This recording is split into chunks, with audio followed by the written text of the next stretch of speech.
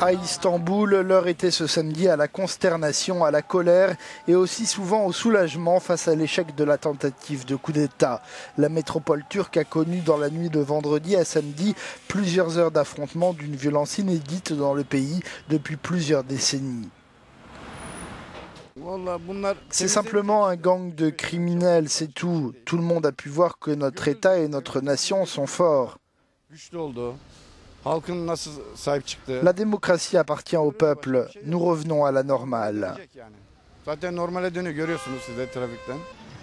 La police s'est employée à déplacer plusieurs véhicules abandonnés sur la chaussée pour faire obstacle aux chars.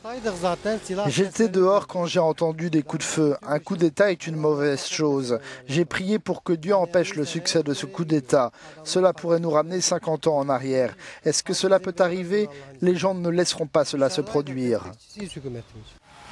La Turquie a déjà connu 4 coups d'État depuis 1960. La Turquie se réveille après une nuit de cauchemar, rapporte notre correspondant sur place. Il y a eu des échanges de tirs d'armes lourdes dans certains endroits d'Istanbul. Des civils ont été tués, mais cette tentative s'est achevée dans les premières heures de la matinée. On aperçoit encore des véhicules blindés et des chars abandonnés par des putschistes, désormais sous le contrôle de la police. La vie revient progressivement à la normale. Bora Bayraktar, Euronews, İstanbul.